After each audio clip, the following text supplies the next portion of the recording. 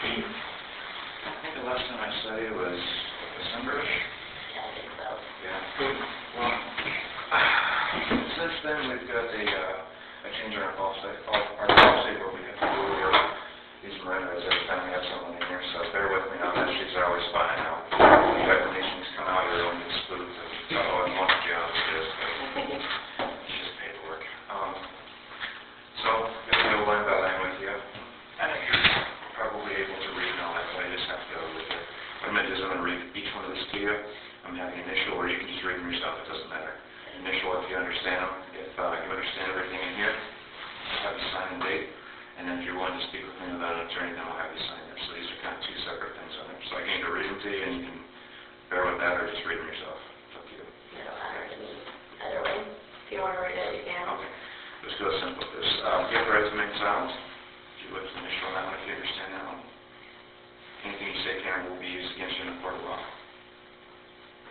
You have the right to speak with an attorney and have him or her present with you during questioning. You cannot afford a lawyer, one will be appointed for you by the courts before answering any questions if you wish. You can tell me by memory versus reading. If you decide to answer questions now without a lawyer present, you still have the right to stop answering it at any time. Okay. Do you have any questions on any of that? Do. The same ones that have been around for a while, nothing changes with that. Yeah. The 12, every day from down there. It's 10 o'clock. I'll just have you read that spot there.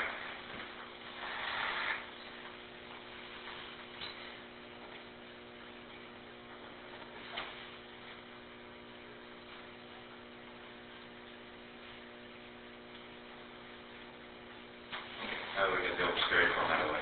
Basically, I just wanted to talk with you again. I've talked with Julie. I'm sure she told you she came in here and talked with me again. Not too much. Oh, okay. She provided some of the email conversations or the Facebook conversations that she had with Robert beforehand. Some with you as well. The initial night where you approached her on Facebook said, "Hey, do you know about this?" So she provided me all that stuff. We talked a little bit more. Also, I got the chance to talk with Robert at the jail. So I actually got two things to talk to you about. So I'll try to get to them quickly so you don't have to spend your whole day here. But also I got to get a little bit detailed with some of them. So we'll talk about the tire one first, especially since that one is probably quicker than two. So I made a little notes. I got all the highlight stuff on there. But at the same time, when people read from me stuff like this, it's a little less personal. It's more of anyway. So I'll read a little bit, but I'll mainly be talking to you. Some of the stuff that we've talked about before, as well as with the other people I mentioned, some of the things I need to answer. And whenever I approach things like this, I try to prepare it for when it goes to my prosecutor and ultimately in a court setting. So I have to play both sides and devil's advocate and all that stuff on there. So if I ask you something, you're like, "Oh, this sounds a little weird," stop me and say, "Why are you asking me like that?" Okay, and I'll explain. So some of the questions are going to seem more of like a defense attorney would ask you, because that's all their job is, to pick you apart and ask you everything. So I don't know if you've ever had the joy of being in court yet. Yeah, I have. So you know what that's all about. Yeah. So I gotta wear two hats today, so bear with me. One of the things that I need to kind of clear up is we're still not able to find that knife, the folding knife. I talked with Gooding PD, I talked with jail, I talked with even with Robert, and there is no folding knife. It should have been left in his rental car that he had that day. Okay. And I could have reported that Gooding PD took two knives off of him, but... It was just the curve. That was the one that they took off him. And he says, "Yeah, I had that on my belt. It was taken by Lieutenant Bunderson. It should be in the Gooding PD. I have that here now." But we talked about that last time. So, now granted, that's okay. People aren't always honest when they talk to cops, for whatever reason that may be. He says he doesn't even own a folding knife. He says he's got some more fixed blade knives, like the ones that don't fold. Like, this is that's a folding knife. They call it because it obviously folds. A fixed knife would be if it doesn't fold or anything else, you put it in like a sheath or something like that. He says he's got plenty of those. I know he had a folding knife quite a bit when we were together. We'd always hold it right here in front of him. And so I know he's got one somewhere. I possible that he wasn't being all but truthful with me, but He's having a field day with me, so okay. it's going to be fun. So basically when it comes to that is when it comes to, well, let's take the crime, the evidence, and then the person that's being accused of this, our witnesses and everything else in the court, said that's kind of some of the stuff they do. Initially, the impression that I got, and if I'm wrong, please correct me, what the impression I got was when he got arrested, all the tools that he used, everything that was involved in the crime was all taken. That's the impression I got. Yeah, that's the impression that I got too. And I could have sworn they took the one off of him that he had inside of him. And he could have taken it off before and stashed it somewhere in the rental car. And the rental car was sent back to Enterprise. And whether or not the stuff that was in the rental car that belonged to him and I guess his wife was picked up by his wife or not, I have no idea. So, because I know he's accusing me of stealing a lot of that stuff. Sure. And we'll get to that. That's actually one of the other things we have to hash that out too. But and the other thing is with the tire. When Julie brought that tire, we looked all over the place for slash marks or puncture marks, and it doesn't mean that we just didn't see them. That is a possibility. It doesn't mean that they're not there. It's just that we didn't see them. The way she was describing from what Walmart had told her when they couldn't fix her tire, they said it was so severe a slash that they couldn't repair it. Now, does that mean it's like this or like this? I don't know. I don't know what Walmart tire guys do or what their criteria is, but that's a little thing on kind of the tier of things, but that's something that if I were a defense attorney, I'd say, we don't even have slash on it. We have no record of the slash, how big it was, anything else. And I tried to get her to get some sort of maybe like a report or diagram on with Walmart, and apparently they don't keep that stuff, which it is. I mean, it's a quick in, quick out. Usually they do more of that stuff. It's like, well, this is the problem. This is what we fixed. Some places will put the diagrams on the tires where the puncture was at. Some don't. It's just how we run business. Everyone does their own thing. So that's not something that's suspicious. It's just it would be nice if we had that. Yeah. One of the other things I was kind of concerned about is when this happened on the 26th or 27th in that ballpark range, we waited until a couple weeks afterwards. And I know at first Julie said, she told me, she says, I didn't even realize it was a puncture. I assumed that it was something that I screwed up driving. My husband talked to me and said, hey, you're just being paranoid. So I understand the kind of the time lapse on that, and that's not a problem. But my big question is if someone stuck a gun at me, or pointed a gun at me, I'd be on the phone as quick, fast, and hurry. Because if I'm worried about dying, I got people that would be very disappointed if I died. And I'll do what I can to quash that. So that would be a question I would ask as a defense attorney too. If it was such a traumatic experience, you're in fear of your life, why didn't you report it initially? I was with him for a month in a relationship, somewhat, I guess you would call it, and I was in fear of my life every day that I was with him. And my biggest problem of the fact of not reporting it was because of the fact he did tell me he was part of the Agrarian Brotherhood, and then if I ever loved him, he could have me taken care of. He even had his wife tell me that if I ever messed up, they would have me taken care of. And so I wasn't about, I screwed up things with my family even to try to get my family to stay the hell out of it. So that way nothing would happen to my family. Because I've got an 11-year-old boy and I don't want nothing to happen to him. And I'm trying to get him back on track where I ended up messing up a lot with him. So. And I do understand that is something that's a big factor, and that fear is just it's a big emotion. But we also had the opportunity when you and I sat down initially to talk about the slash tire, and you kind of breezed over it. And actually, I don't know if you remember, but I had to call you back and say, if you want to get this done, you need to come in and talk with me about it. Yeah. And again, and this is just my logic and rationale, so correct me if it's not yours, but to me, if I'm going to come in and take my time to fill out paperwork and do all the stuff on there, especially if I'm placing myself in the vehicle where it'll happen at, if there's something that big, I would probably talk about it a little bit more. So that, again, that would be something if I was a defense attorney, I'd make you talk about it for half an hour. That's what they do. So what would be your response on that if they asked you? I have no idea, really. I've been raped before, and I never talked to anybody about it. And the guy, when I was finally able to send the guy in, only because I thought I was pregnant, the guy got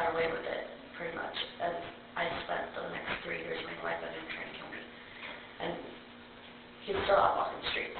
And so I get tired of, and it's nothing against all cops.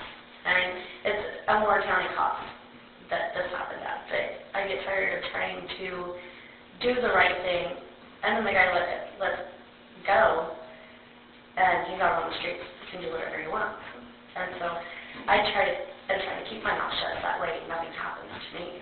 And this is kind of why you say that you're trying to make sure all the ducks are in a row for court purposes and everything else. This is what I'm trying to do. And when we got kind of the difference between, I'm just going to give two ones that just popped in my head, two different scenarios. You have one that's right up, you right away call up, this is what happened, this is the entire enclosure of everything that happened, and then there's one where it's a delay, and then there's a little bit, and then there's another crime, and that's, as of two, the second one probably attacked quite a bit more, and it's more difficult when it comes to presentation in a court setting. So when it comes to wholesome stories and things like that, the second scenario will be a little bit more that the defense attorney can overcry at versus here's what all happened. So it's not a detrimental example or a situation or case. It just makes it harder for our prosecutors to do that stuff, which don't take that as a discouragement. It's just a lot easier to go, boom, here's shotgun blast, here's everything all at once. Yeah. So that's kind of, when it comes to situations like that, those are maybe some contributing circumstances of why maybe the other one might have had some wholesome story or something. I don't know, that's your thing. I'm not going to ask you anything about it. But, and the other thing is and I've had this, there was a lady I came in here and talked with, I mean, we must have talked for, 3 hours.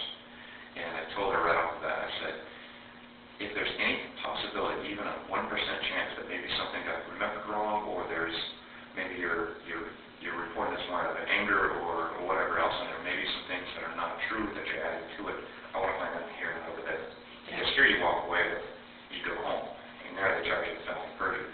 I don't know about you, but once you get perjury charges on there, boy, that's like getting popped for, I don't know, something that doesn't lay on guns or something. I mean, it follows you everywhere. Yeah. So, for me, I would rather quash something in here versus going over there. That fact that I'm sure you've known Robert well enough where he knows some legal stuff. The impression that I got is that he knows enough to be, I don't know if I give him the title of dangerous, but anyway. The judge over there getting kind of sitting right over him on all of his so-called knowledge of law. He's been trying to get a psychological test on me. Every chance he gets, he puts in a new motion to get them to psychological test me. But he's finally, I don't know if he calls him smart or not, but he fights up a little bit to get a defense attorney. Oh, did he? Yeah. Okay, so that must be really recent then. Yesterday. Gotcha. Yeah. I mean, there's pretty close to that much. It looks a lot smaller because it's been photocopied, but I got an envelope that was about that thick of a lot of stuff, and I'll go over those with you. I've been over it before with the getting detective. With all the subpoenas that he's putting out to everyone. So you know about those already? Yeah. Awesome. So I don't need to go over those. The getting detective, she threw them out. She said they were ridiculous. Yeah. She thought they were pretty stupid. I can give you my opinion, and that's all it is. But sometimes people will, in lieu of knowing what they're talking about, there's a couple of other tricks to make it look like you know what you're talking about. Yelling, using big words, throwing out a lot of legal jargon, and I experienced all three with it so far. Yeah. Does that mean anything? No, it's just my opinion. It's all about distraction. If I get you focused about this thing over here, you want to ask about this thing over here. And that's kind of what I experienced firsthand with him on that one. So, and reading through the stuff, did you get a chance to read all those pages? She went over them with me. You have letters? Not all of the letters. Just pretty much that I stole $2,000 in cash, and I stole credit cards, and I hacked into his Google account or Yahoo account, Facebook account. Yeah. Something when it comes to those cases is whenever we get a hold of, and I know I'm kind of jumping over on the other side, but whenever it comes to any of those things on there, financial crimes specifically, when it comes to Google and Facebook, that's more of a civil thing. Unless there's some sort of maliciousness to it, anywhere from blackmail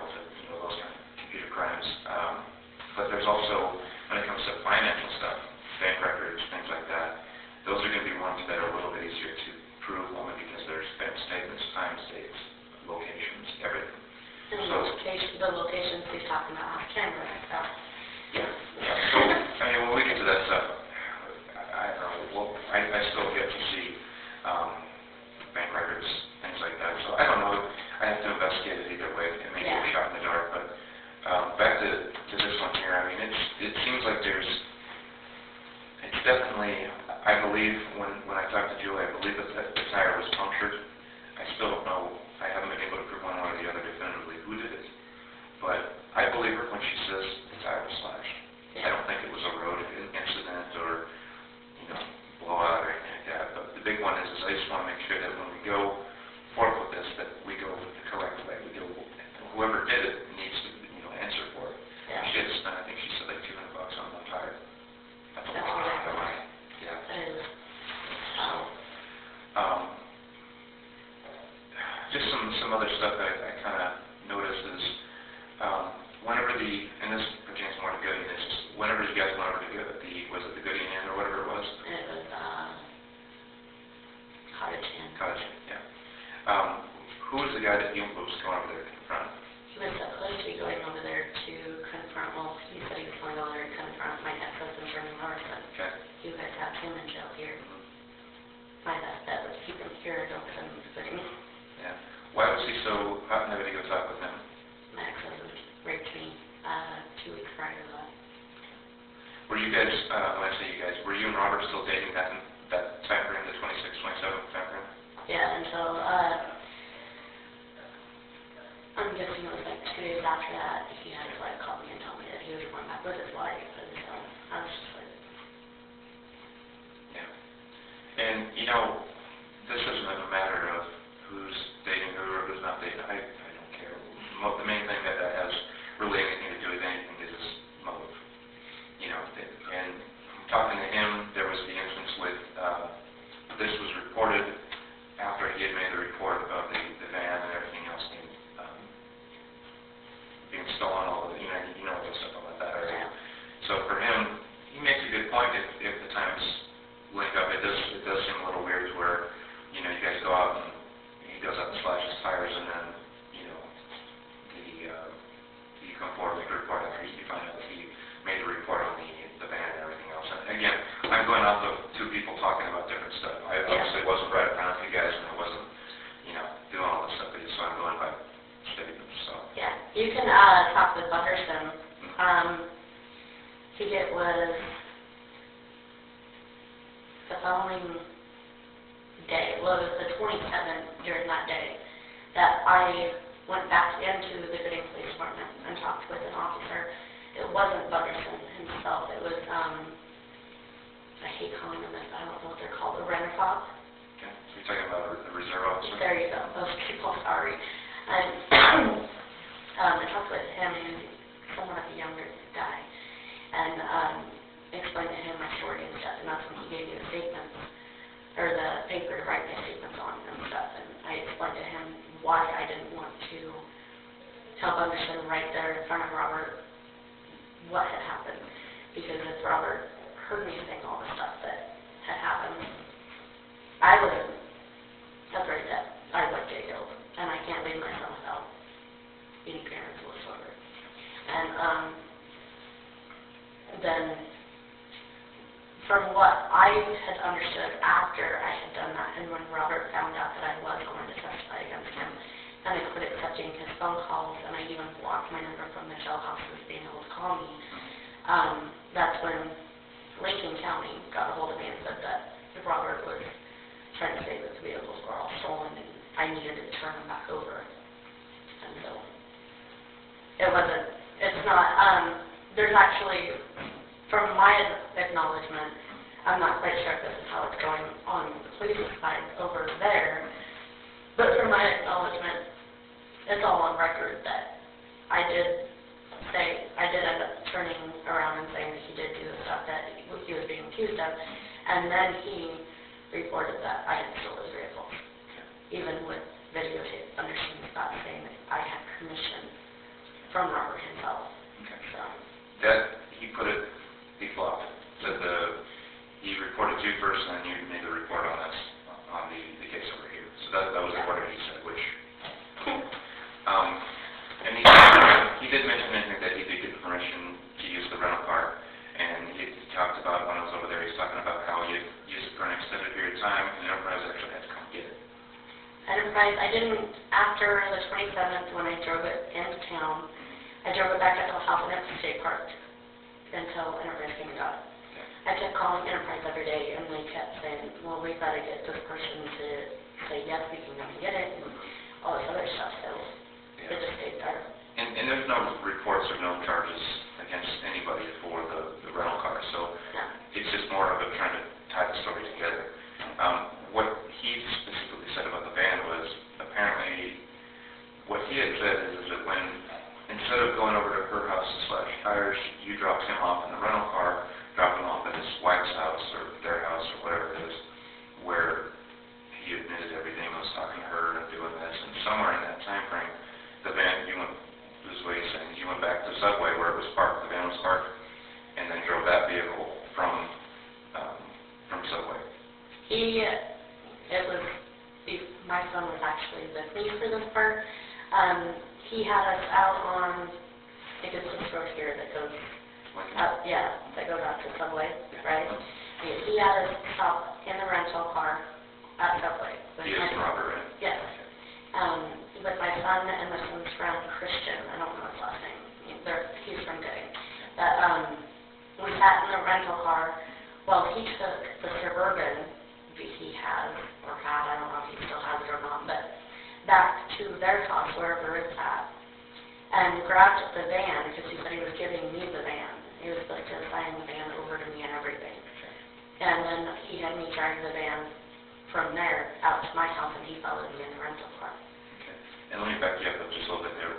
So, when it went from, was this at night or in the daytime? It was during the day. Okay. So we went from in the rental car with your son, Christian, and Robert. Mm-hmm. Okay. Well, Robert was in the Suburban. In the Suburban. So the two vehicles drove up to where? Subway. Okay. So you stayed there, and where did he go from there?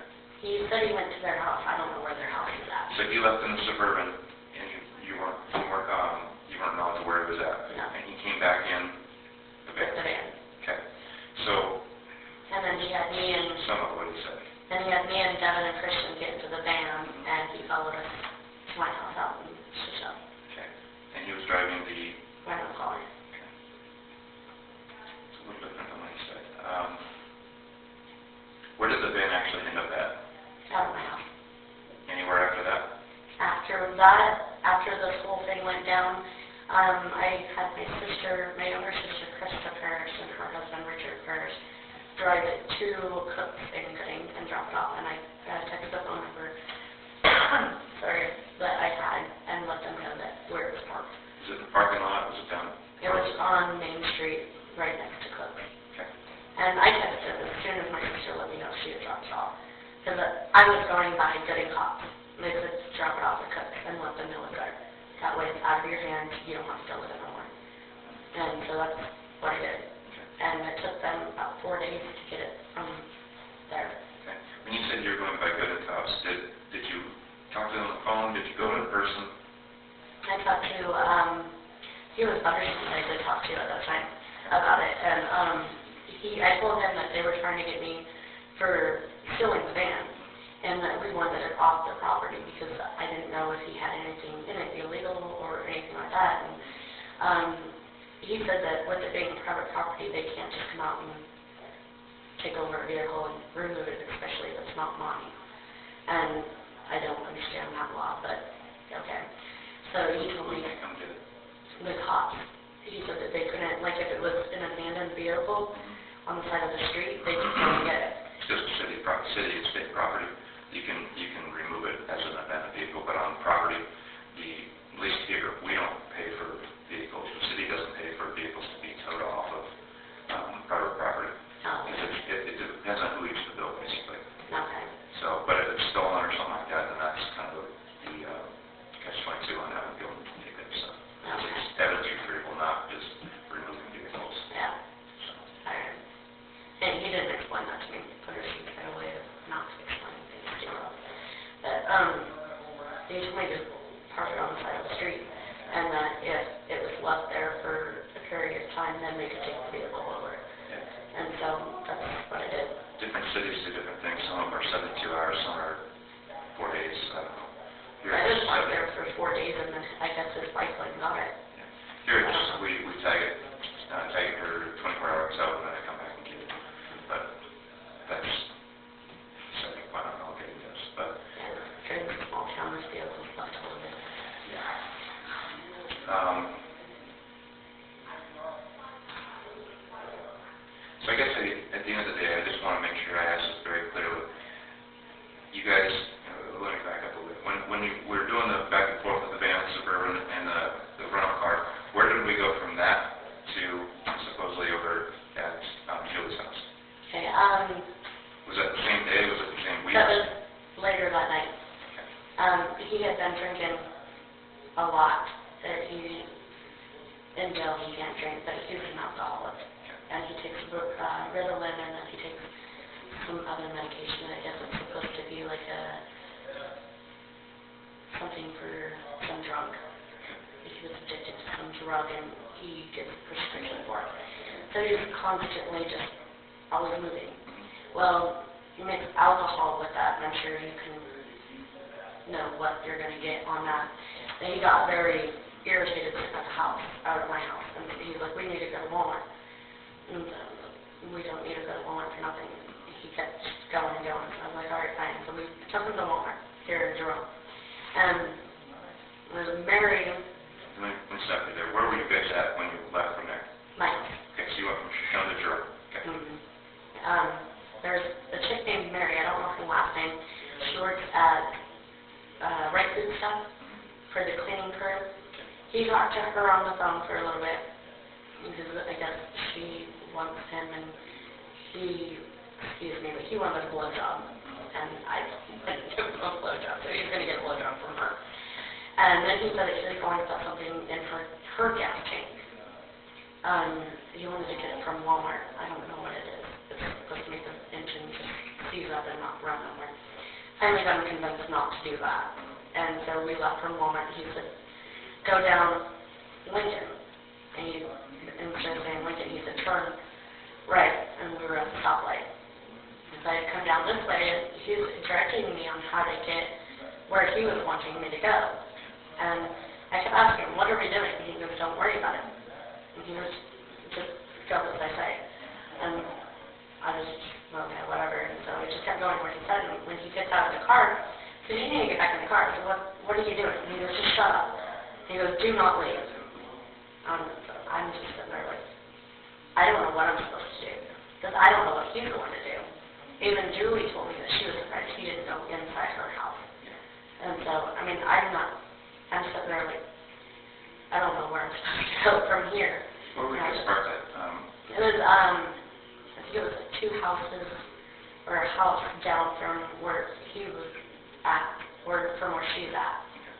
And so, and he's told me numerous occasions that he's had people watching my house and stuff like that. And so, I'm not selfish to my son. And so, if somebody tells me that they're watching my house, I'm not going to do anything to risk people at my house getting killed, you know, so. So he left from, you remained in the car, I'm assuming, and he left, and you don't know what he did from there?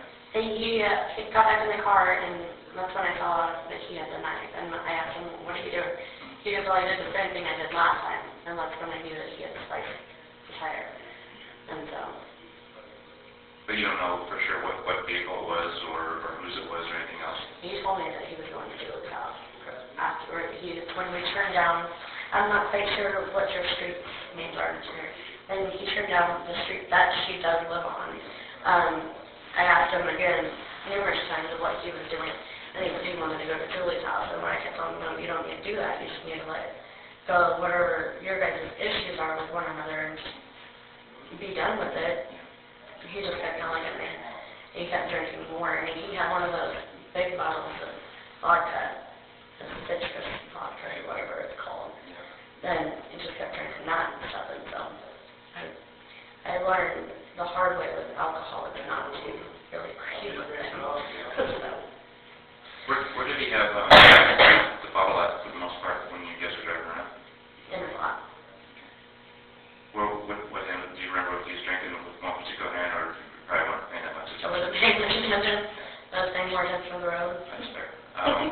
So when you guys got there, he did what he said, and then what happened after that?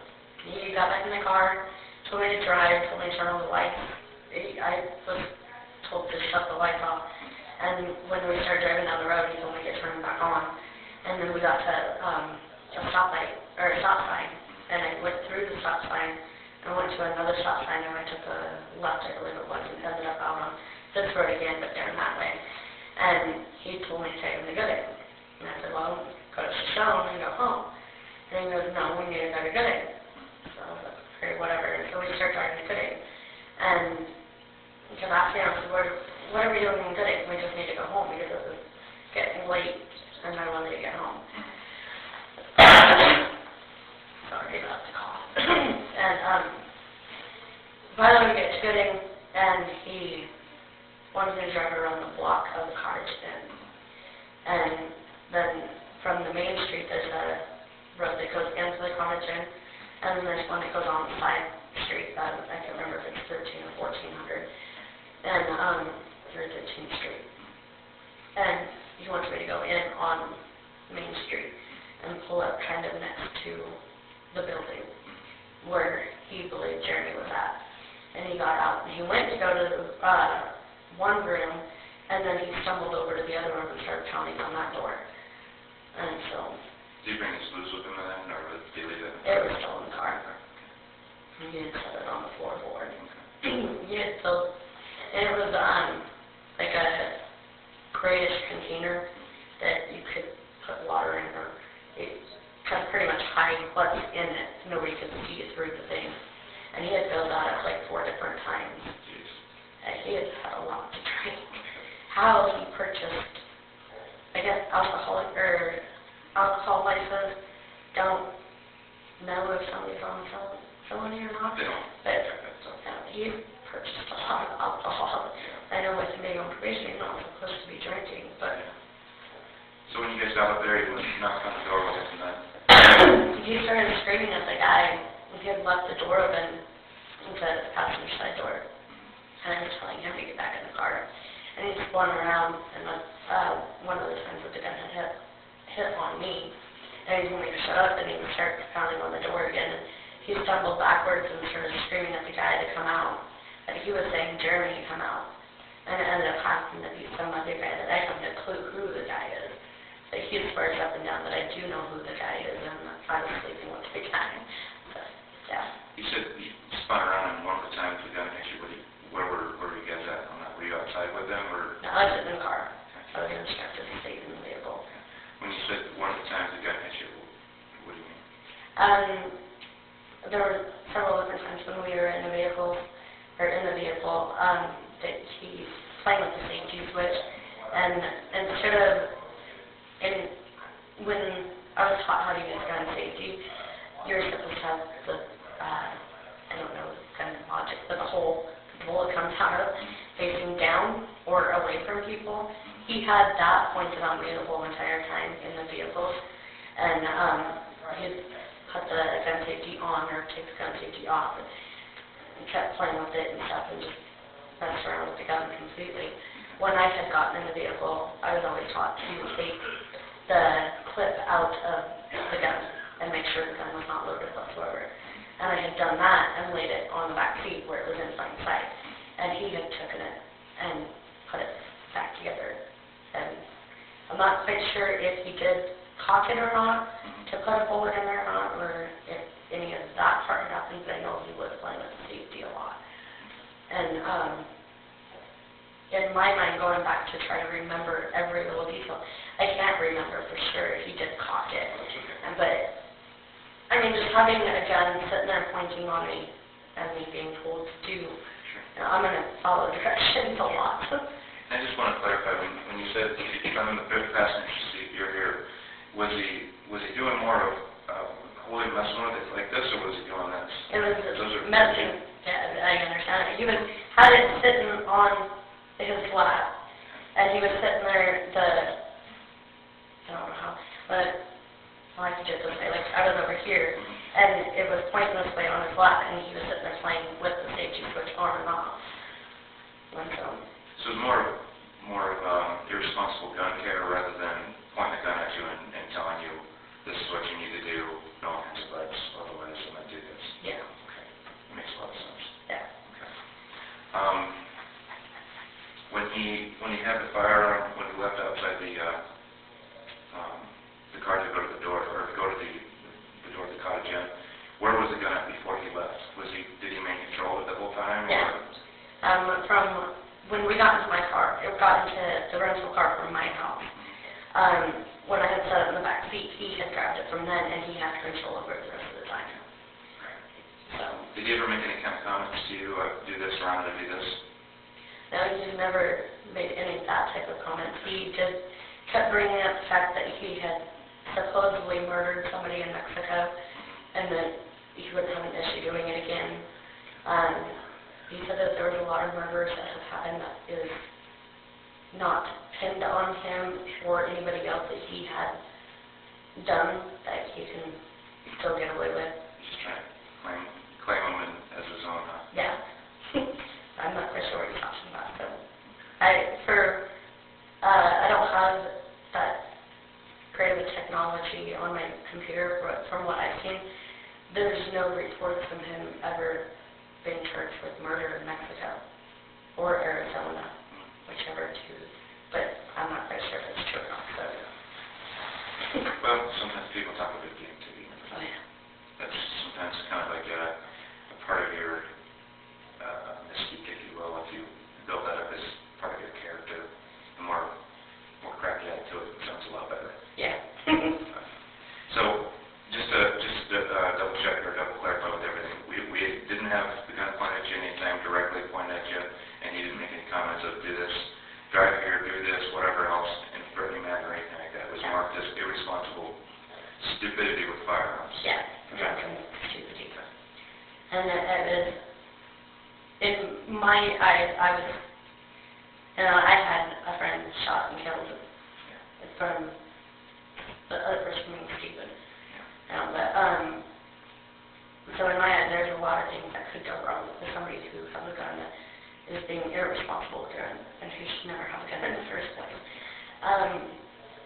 And to add drinking on top of that, there was a lot of things that could go wrong. Yeah. But there was a lot of things I know that I could have done differently to prevent a lot of that stuff happening. But in the same sense, I was under the impression that there was people watching my house. And I've been through, with my first ex-husband, I was going through a case with him to his best friend. His best friend's wife actually had stabbed my older sister in the throat. And they were trying to get me to not testify against it. And so they kept threatening my child for it. And I was trying everything I could do not to have to testify, but once it goes to the state, I have no control over it. So I tend to believe people when they say they're going to harm me. Well, it's not worth risking, not worth rolling the dice to see if someone will actually do it either. Yeah. And it's not something I would feel comfortable like handling. My son is the only child that I can have, and I'm not going to gamble his life. Yeah, I don't blame you. There was, I don't know what's on the desk. I think I had stuff. I used the restroom another time. Absolutely. Check it. All right, thank you.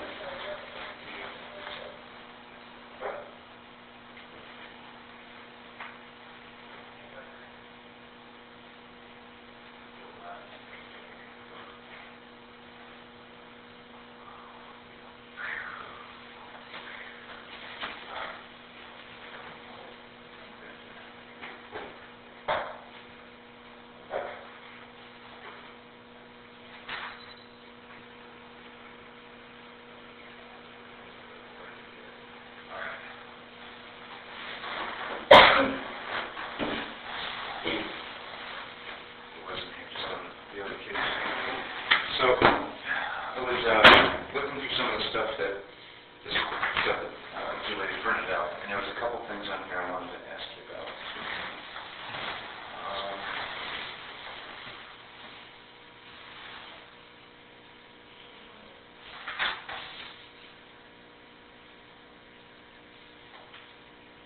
Rather read it over here. There was one that you said something along the lines of that you're not in jail yet, and Julie asked you why, but because I was looking for all this, and the prosecuting attorney says I could have left him when he got out of the car. Who did you talk with? The sitting prosecuting attorney. Okay. So were they talking about potentially charging you with something, or they just say you could be in trouble for that? They The prosecuting attorney was saying that he was debating on whether to charge me for, In the bed? yeah, and then also being with him when he made the crime. I don't know what that is. But Bunder's been, from what I was told, Bunder's had talked him out of it. Okay. So. Okay.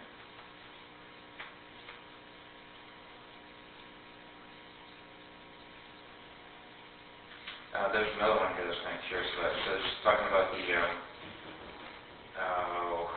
guys are talking about the reporting, doing the report on the tire, and you said something during my statement last night, and they said if the cops or anyone needs the knife he used, they will give it to him. What do you mean by that? One of the officers over there in Gooding had said that if anybody had needed the knife, that they would go ahead and turn it on over. Okay. So, to your knowledge, it was, the knife was definitely given to Gooding Pete? Yes. The knife that was used to slash? Yes. Okay. And you, I know you said that when you parked down the street and everything, or a couple of houses down, you didn't see what knife you used or anything else. Have you mentioned anything about one knife being used versus the other? No. Okay. The only knife I had ever actually saw a lot was the knife that he held, where he had told that he had tucked in his pants in front of him. The Gerber? No. The Gerber was, from what he told me, there was no knife on that. He said that there was just tools on there, and so I didn't believe that was an actual knife. Yeah.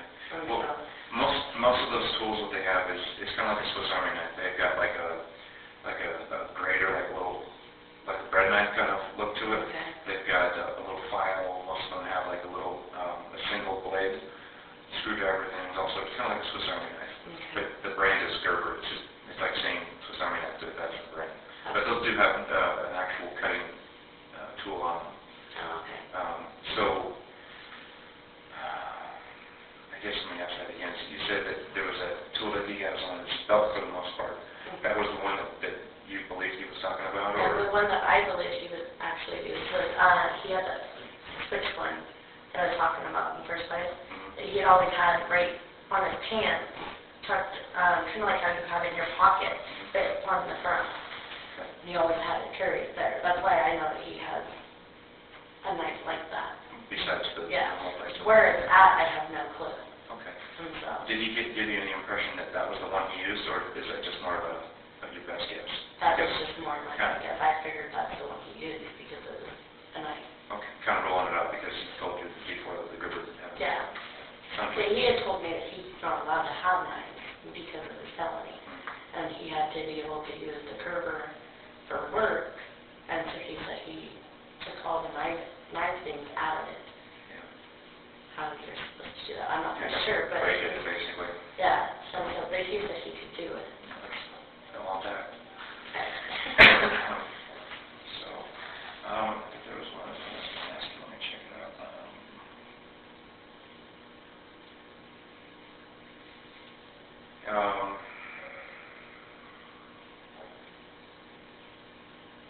Put in there, I think this is over there, and you get cut off right there, but it says, and four other people come get a ship from my property, then I'll find out if I'm going to jail or not.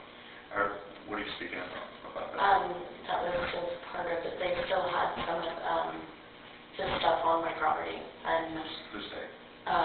Robert still had some of his stuff on my property, and they, from my acknowledgement, it was Lisa and some other chick that's living with her, I guess, I don't know, and some guy that's living with her. Okay. That would be the four then? Yeah. Gotcha.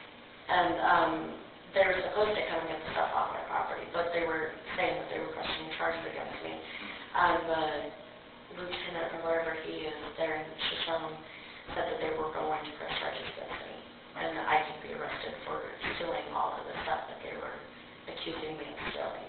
And which items were those? The $2,000, the credit cards, the vehicles themselves, everything.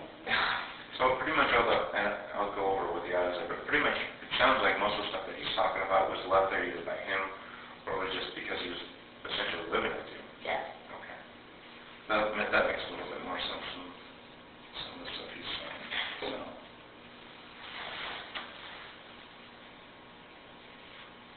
And I'm just, again, we had here where it says Robert held me at gunpoint, and then that's what you told me initially too. They made me go to the house, cottage inn. He's now sitting in jail. The city police had the knife used, and since my life is already in line, I'm going to testify for you. I guess I'm just kind of going back to that initial statement here again with me, is you said that he held you at gunpoint, and we talked about that. Initially, he said that he had held a gun at you and actually pointed at you, but talking to you today, you're saying it's more of a gun safety thing. Well, when I was discussing it with one of the cops over there, I can't remember what the guy's name is, in my mind, it would be more like holding me at gunpoint. But he was telling me that it wasn't more of the fact of actually holding me at gunpoint, and he had described what you had done. And that's when I kind of understood the difference of the between being a knucklehead with improper gun safety. Okay. Yeah. Because there's a very big difference. If I have a gun sitting here and it's pointing at you, I'm just being stupid and playing with it, loaded or unloaded, doesn't matter. If it's just sitting here and it's doing that, that's just me being an idiot. But if I've got a gun sitting here doing this, and I'm telling you, well, this is what we're going to do now, then we're going to go over here, and this is what I need you to do. That would be, in your words, holding a gunpoint. Yeah. That would be aggravated assault. I'm telling you, this is what you're going to do. You don't always have to do the or else or anything like that. I'm taking a deadly weapon and telling you to do something, and that's my means of doing it, basically. Mm-hmm. I'm making you do it by force or fear. Yeah. So, two completely different animals. Yeah. So I'm glad we at least clarified, I guess, yeah. between the two. Because that's a big charge, and there's a lot that comes with proving that charge versus just being an idiot. Yeah. Now, does that mean that he's have a unlawful possession of a firearm? Yeah, if he's got it in his lap playing with touching it, anything else on there, he's not allowed to do that. Yeah. So that's different. Those are the difference between the two charges, what we can approach on that. So I think we've about beat that case to death. I don't know, unless there's something else that pops in your head. The other one is, and it sounds like you've answered a lot of the questions on this. There's some stuff I highlighted on here just to remind me, but this statement. I mentioned that he had said that the night Della Lin Heath decided the weapon, she could drop me off in Jerome to talk to my wife, which sounds like he did, like you did, and you guys were doing back in subway and everything. Mentions the vehicle. Said that you returned to subway in Jerome.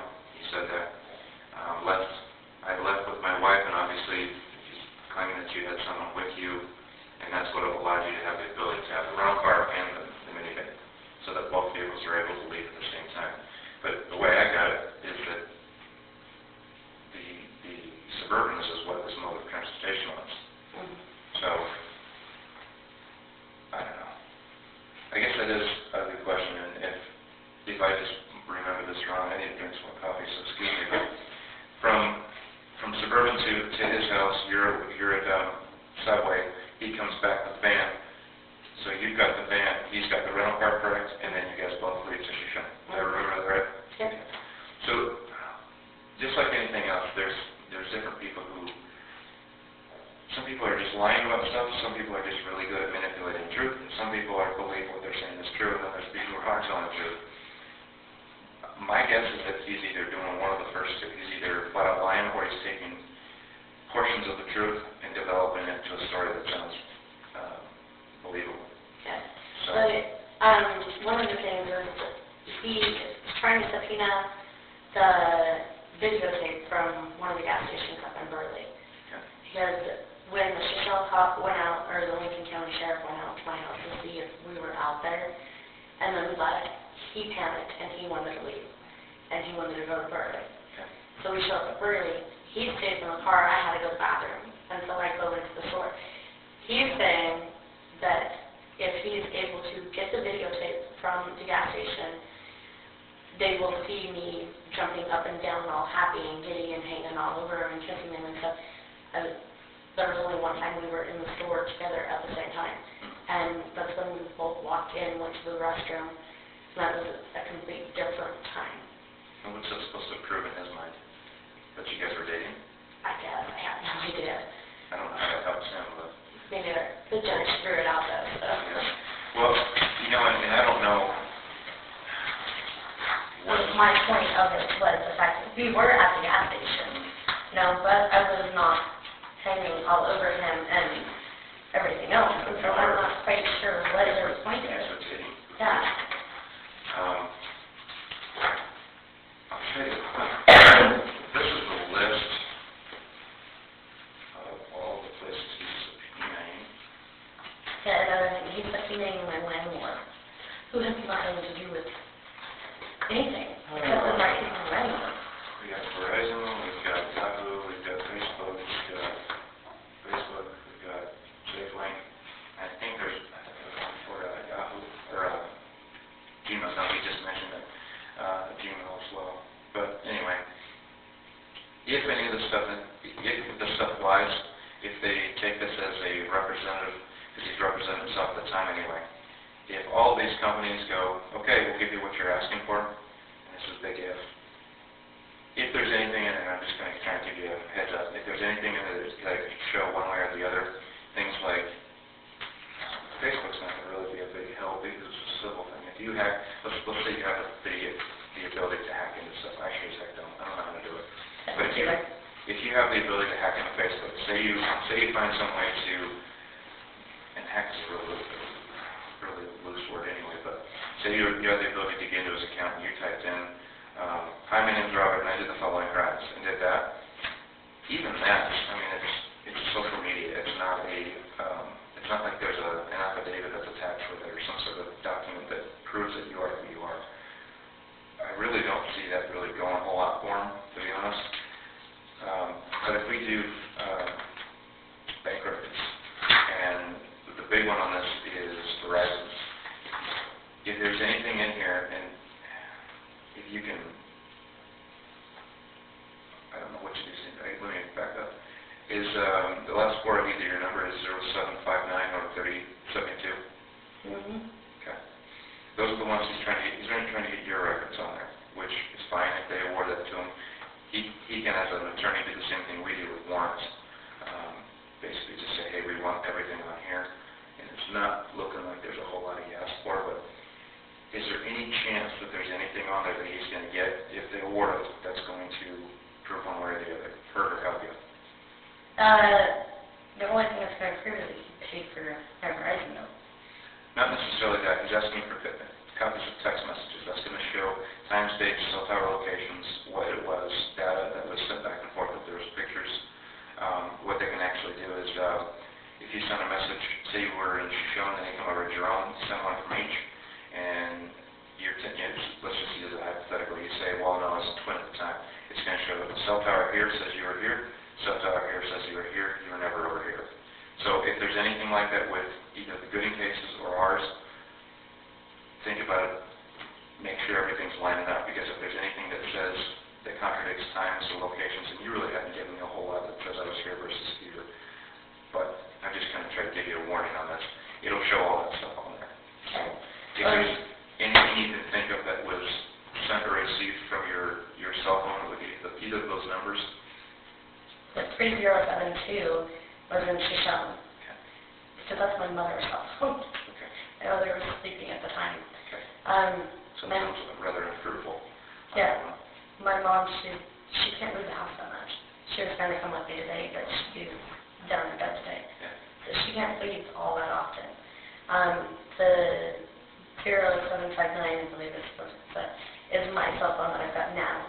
And I just changed my number again because his wife will not quit calling me.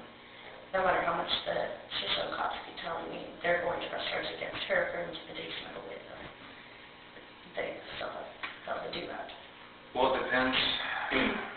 Is she calling you and telling you not to do things, or is she just bugging the crap out of you? She's calling me and telling me that she's going to be doing certain things. And I tried telling the Lincoln County cops, you set up a sting with her, and they had called me and told me that I had Robert was on the phone with Lisa from the jail.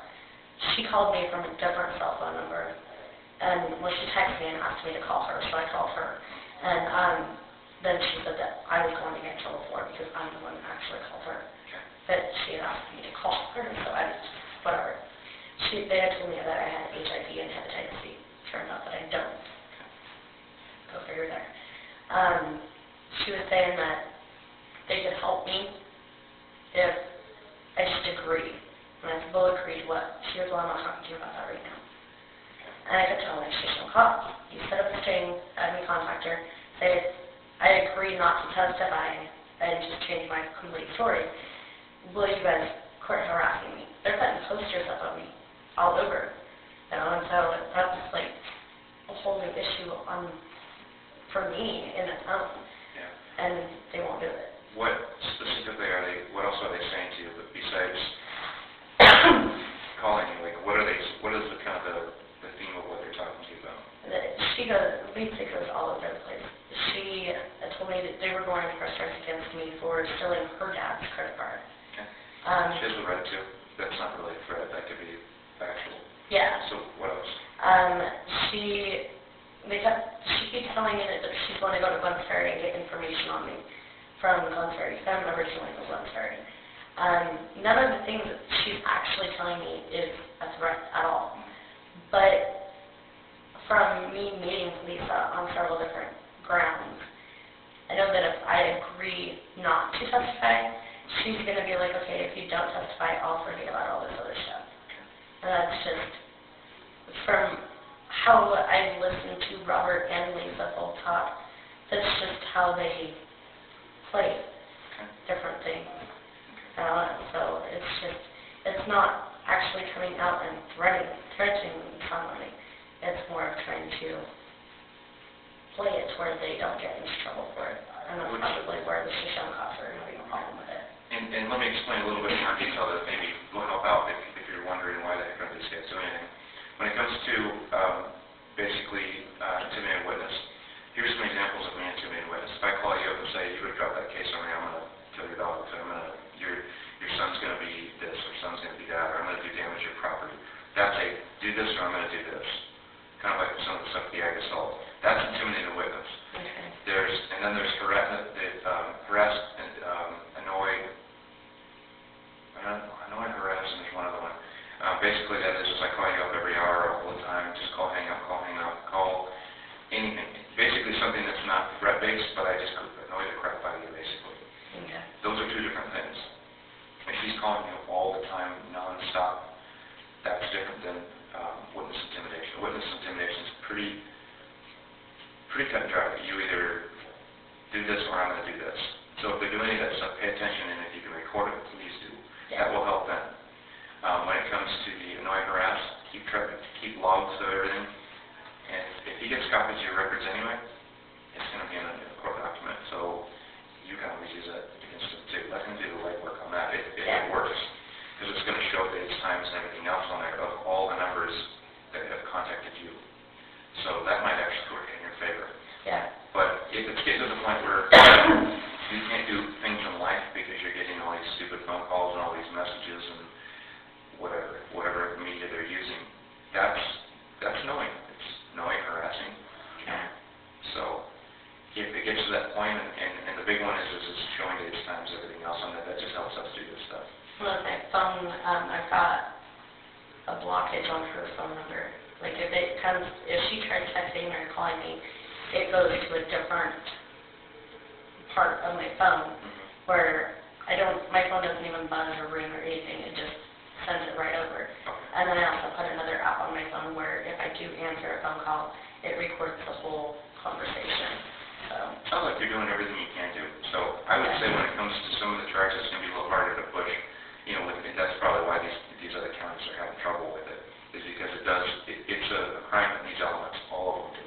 These are the elements that need to be fulfilled to successfully charge someone. If they're not there, or most of them aren't there, they won't charge them. Yeah.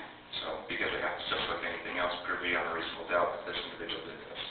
And it's the state's obligation to bring everything forth to charge that person. Right. So, if you're frustrated and tearing your hair out with Lincoln and everybody else in there, that's probably some of the challenges they're having on there. So, just be diligent on that, pay attention to all this stuff, and just keep records of this stuff. That would help in that one. With the assault on there, I don't have anything to move forward with that one. Okay. And that's okay. I would rather cater it towards a more appropriate crime. We can still try to target the unlawful possession of a firearm. And that'll be kind of the same thing. I saw him with the gun. It doesn't matter whose gun, it doesn't matter what circumstance. If I have a gun in my hand, I'm not allowed to. That's it. That's cut and dry. I know they were talking about they could charge me with being there when he bought the gun, putting it under my name, but allowing him to use his credit card. But I didn't know that he was allowed to use his credit card. My understanding when we talked last time is that the gun was registered in your name for you, he just paid for it. When you read, there's this big, and I don't know if you remember it, there's this big long list that you have to register with the ATF, and it says, and one of the questions is this gun that you are purchasing for you? And if you answer no, they will give it to you. So, and if you fraudulently do that by saying, oh, no, of course it's not, and then you actually do give it to the other person, you get federal charges for that. So, what I looked up and what I researched, it's not illegal for me as a felon to buy a gun for you. It's illegal for me to buy the gun for me or you to buy the gun for me. So that's where the big no-no comes in there. So, if there's directly to throw those charges out, in my opinion, my interpretation of what it is, it's very loose, very lax. Probably wouldn't go any further than just threat. The only other thing I could think of is maybe the contributing to the crime or aiding or abetting or whatever they want to try to present. That would be about the only thing I can think of when it comes to that. So,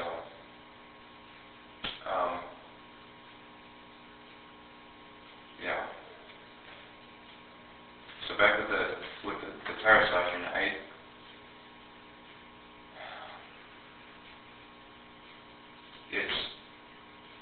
I'm kind of on the fence. I believe that what you're telling me, some of it's either truthful because you've interpreted that way from his remarks, and my big thing is I just need to determine whether or not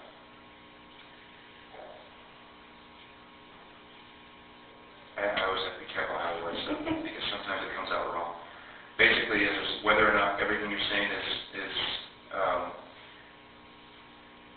statements that you're making is truthful because that's what the statements that he's made and everything else. Basically, this is what I think because of these circumstances. There's either that or I have to basically be able to show that maybe there's of course I have to use the devil's advocate one, either you're pissed at him so you're saying this, or all the other reasons on there. So I guess at the end of the day I need to determine that for sure. So I got to ask you, one, and I'm sorry for having to ask you this, is at any point in time with any conversations we've had, if any of this been fictitious to your knowledge? No. Okay. Sounds like we've redefined some stuff, which is awesome. I'd rather it go that way. So. I am pissed off at him, yes, but I mean, I'm more pissed off at my ex-husband, and I haven't done anything to him. In my mind, you do wrong to somebody like my ex-husband did to me. Look where he's at now. He's in your guys' jailhouse here. He can hang himself. The same thing Robert's going to end up doing, is hanging himself. And that's not. I had said that to the prosecuting attorney and he said that was a threat. And that's not me threatening him at all. And they're going to end up hanging themselves on everything stupidity that they're doing. I don't have to have any karma. I don't have to play that game with them. Karma comes around on its own, obviously. And I got to ask you one more. These are the non-fun questions, but at any point in time did Julie approach you and attempt to basically get this case rolling to go after Robert? Okay. I talked to her for a long time, between the last 2-3 times I talked with her. I honestly believe that either she believes that he had done it or someone did it. But I don't believe that she went out there and popped her own tires and let's do this. No. But I also got to make sure that even though he is what he is and he is where he is and he's doing what he is, I have to, by legal obligation, I have to make sure that I don't make things fit for the crime. I can't manipulate things to fit a crime. So things you don't like person, you can't hang them for something they didn't do. They have every right to, everyone else does. If they didn't do it, then they didn't do it. And personally, I think that's kind of a crappy hand to give someone if there's someone who legitimately did it and he's an easy target. I told him that same thing. I said, you are a very easy target for this stuff. You've got a criminal history that makes printers tired when they're done. I said, it makes it real easy to plop this in your lap. I said, but at the same time, even though that's a fact, it is what it is, if you didn't do it, I need to be able to go after the right guy. Yeah. So, if there is someone else that has done this and you guys know about or whatever else, I need to make sure I go after that person versus this, or just close it down altogether. If it's a matter of, and again, I'm using the devil's advocate thing, if she or you or someone else legitimately popped the tire and said, hey, let's make Robert for this because the last one didn't work, then I don't need to be wasting time on going after that particular crime. We can go after him for other stuff. Just close that case down and go on to bigger and better things. Yeah, the last one, I was never around for that. He said that there was 2 different times that the person's tire was slashed. He's saying that it's some guy that used to work at Walmart with us. I have no clue who the guy is. From my acknowledgement, I still have no clue who the guy's name was, but from my acknowledgement, it was the guy that I had caught smoking drugs on Walmart property and turned in. And Robert ended up getting mad and slicing his tires that night. I have no clue on any of that. Robert said that he didn't do it that night at all. And then he turned around and told me a different night that he had done it, but it was a different day that he had done it. He said that it was going to be one of those double jeopardies. He can be charged with it, but then he can turn around and do it again and not be charged with it. Not necessarily. There's actually a movie based on this. I'm going to use that in Double Jeopardy. Yeah, I've seen that show. I've owned that show. If you legitimately didn't kill somebody and you get charged for it and they find you, either they convict you of it. That movie's very loosely interpreted, but you can't be charged. You can't be acquitted for something, gone through, and then get charged for it again. Whenever they go through the legal system, the judge or the jury goes yea or nay. Once it's done, that's done. You can't come back unless there's ways to bring it up to a higher tier of courts, but it doesn't give you a free rein. Well, they found me guilty, I served time for it, and I can go. Yeah. It don't work. Okay. Yeah. It's a good show, though. Yeah. But yeah, the same thing is, and it sounds like he is very good at using elements of truth and making a type of thing on there. Like if I asked you, if you asked me, hey, did you, let's use the tire example. If you say, on Tuesday, January 15th, did you go slash the tires of this person? Nope. Even if you hadn't hooked up to poly, everything else on there, it showed clean. Why? Because I did it the 16th, or I did it the 14th, or I did it next, I'm going to do it next week, or I'm going to do this. It's taking elements of the truth and answering 100% correct. Same thing if you ask me, hey, do you smoke pot? No. If I smoke meth, and you ask me, do you smoke pot? No. I would do it, no features, no body gestures, nothing. That kind of seems a little... It's people that are good at lying. And if I went through, I haven't looked it up or anything, but if I went through, if you've been involved in any criminal stuff on there, and I went, let's use drugs for example, because I use that one. If I went through each drug and asked you each one, you would, until I hit the right one, you could probably honestly tell me, nope. Actually, I was pulled over one time and I had a cop question me because of my tape. I broke out on my tape asked me if I ever used meth. I've never used meth a day in my life. And he's like, well, have you ever used any drugs? I said, no. I said, well, wait, yeah, but I was like 15. Yeah. So, for me personally, I don't see the point in lying to somebody when, in my eyes, later down the road, can catch you in that lie. Yeah. Because then you're going to have to make up another lie just to... Plus you have to keep track of what you said. Yeah, that ends up getting difficult. So. And it does the same thing in courts. That's why I've been asking in extensive detail on this stuff, because if we remember things one way, and then it gets on court record, and then 2 weeks later, or a month later, or 2 months later, when we get to the next stage of the court proceedings, they say, well, did he do this? Well, no. Wait, you said on this date you did this. That's one of the defense attorneys that they do. They watch it and listen to everything you say. Yeah. And then if you get locked into a story here, if you bury it at all, you go back at, well, now, how do I know you're telling the truth? You said it this way. Yeah. Not some of the court things they do. It's just part of what they do. It's what they get paid to do.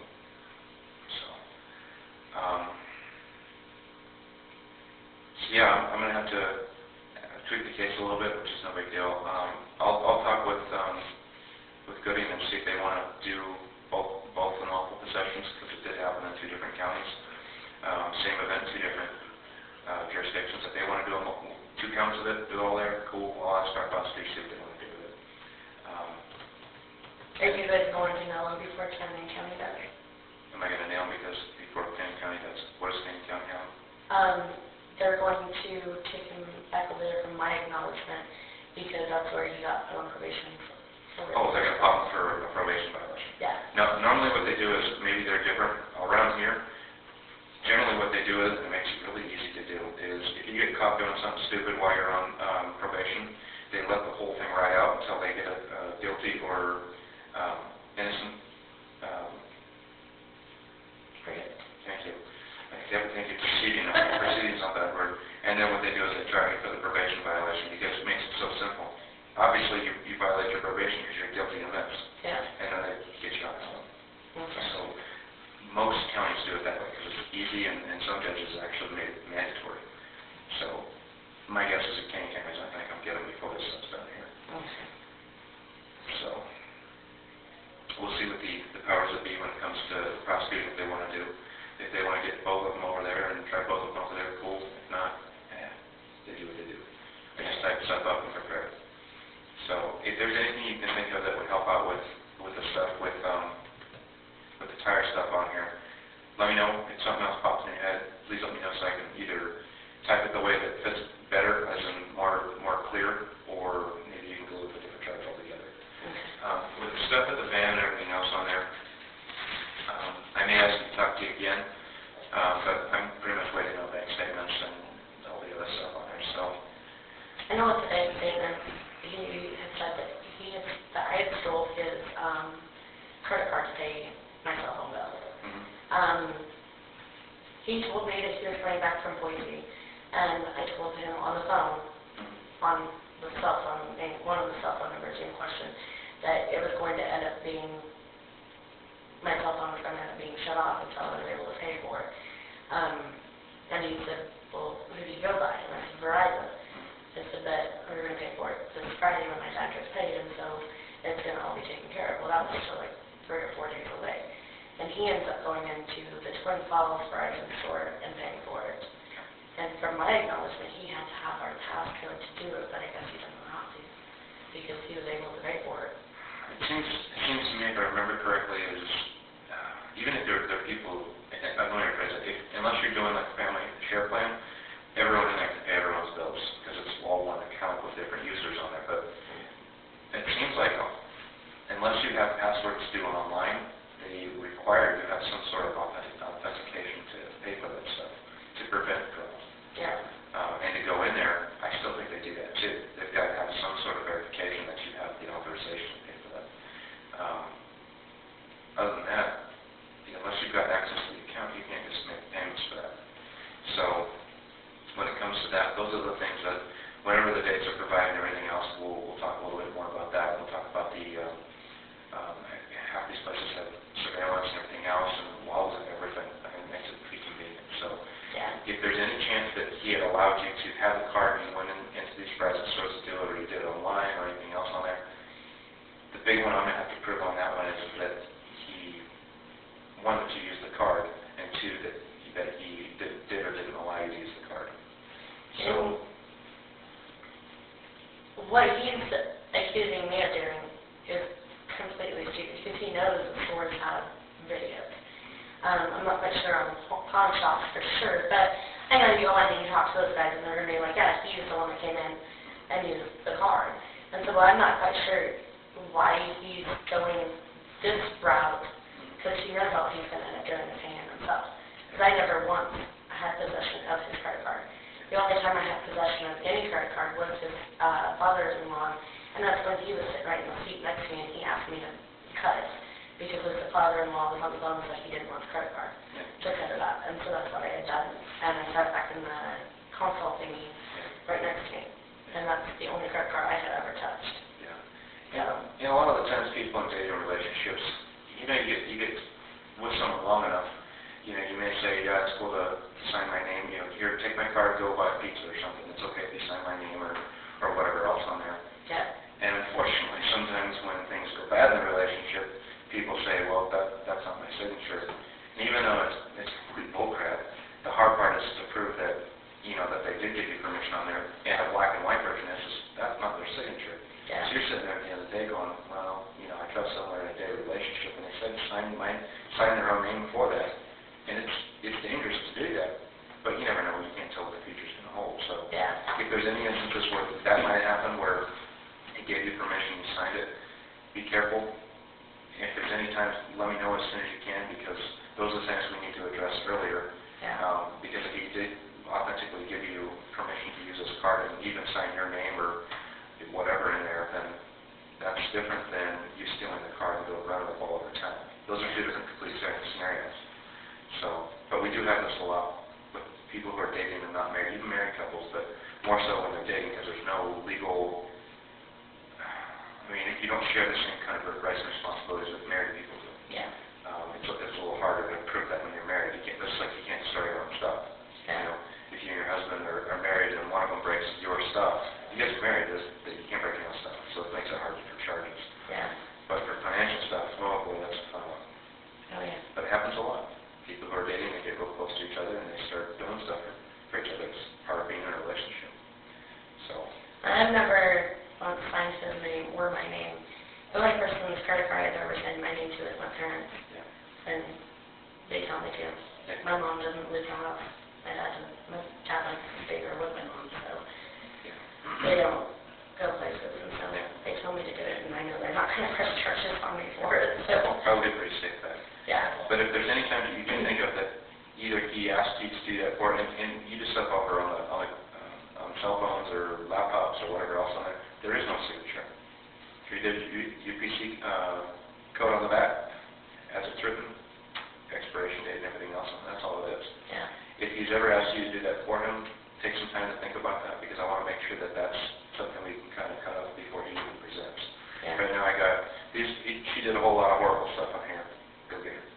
It's in a lot more detail than that, but there's no, other than these subpoenas, there's no bank records that show days, times, so I can go get these places up, get surveillance and everything else on there. And if there is any possibilities, sit down tonight and make sure that there's not going to be any of those times where, here's credit card A, you're swiping, and there you are, quit this day.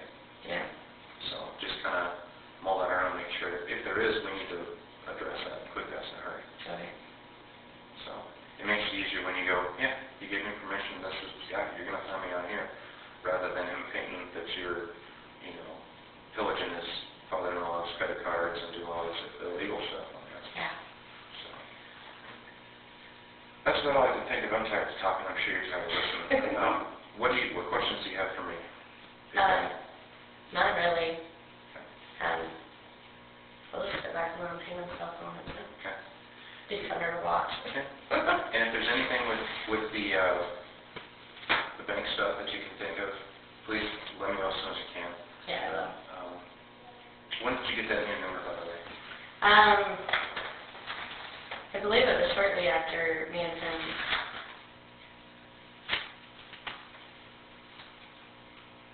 It was in December, actually, I believe. Because It's been the one that I've been calling, right? yes. Okay. Because my ex-husband, when he wrecked my actually, he, for whatever reason, I don't know if it's mental or drug-induced memory or what, but he did not believe we're divorced. So, Okay. yeah. Well, feel free to contact me and let me know if you hear anything that's changed on either of the cases. Let me know sooner than later, Okay. and just spend a couple hours typing. Fine. Yeah. I usually go spend a couple hours cleaning.